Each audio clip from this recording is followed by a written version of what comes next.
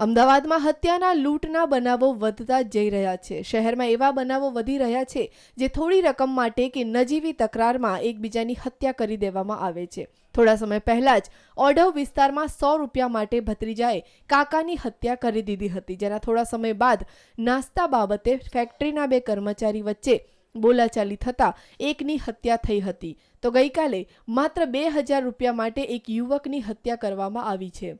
ગઈકાલે બપોરના સમયે કાલુપુર રેલવે સ્ટેશનના પાછળના ભાગે આવેલી ટેકનિકલ કોલેજ પાસેથી એક અજાણ્યા યુવકની લાશ મળી હતી। એ યુવકને કોઈએ તીક્ષ્ણ હથિયાર દ્વારા છાતીમાં ઘા મારી તેની હત્યા નિપજાવી કાઢી હતી।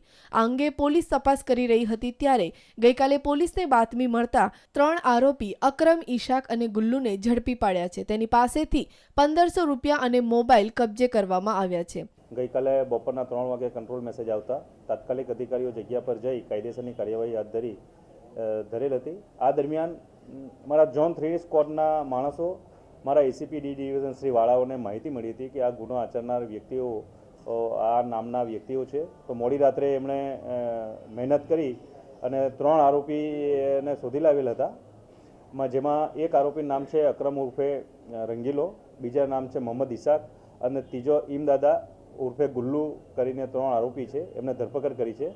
પોલીસ પૂછપરછમાં સામે આવ્યું છે કે આરોપીઓએ મૃતક ત્યાંથી પસાર થઈ રહ્યો હતો ત્યારે તેની પાસે પૈસા અને મોબાઈલ જોયો હતો, જેથી તેને લૂંટવાના ઈરાદે તેની હત્યા કરી હતી। પૂછપરછમાં એ પણ સામે આવ્યું કે આરોપીઓ નશો કરવાની આદતવાળા છે, જેથી તેમને નશો કરવા માટે પૈસાની જરૂરિયાત હોવાના કારણે યુવકને રોકી તેની પાસેથી 2000 રૂપિયા અને મોબાઈલ લૂંટી તેની હત્યા કરી નાખી હતી।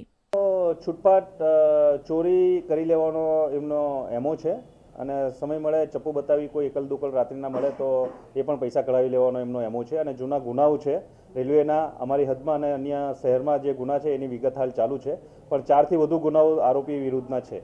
હાલ પોલીસ તેની વધુ પૂછપરછ હાથ ધરી છે અને અગાઉ આ જ રીતે કોઈની હત્યા કરી છે કે કેમ અને અન્ય કોઈ ગુનાહિત પ્રવૃત્તિમાં સંડોવાયેલા છે તે દિશામાં તપાસ કરી રહી છે। કેમેરામેન ગુરુબક્ષ સંધુ સાથે કશ્યપ જોશી, ન્યૂઝ ઓનલાઈન, અમદાવાદ।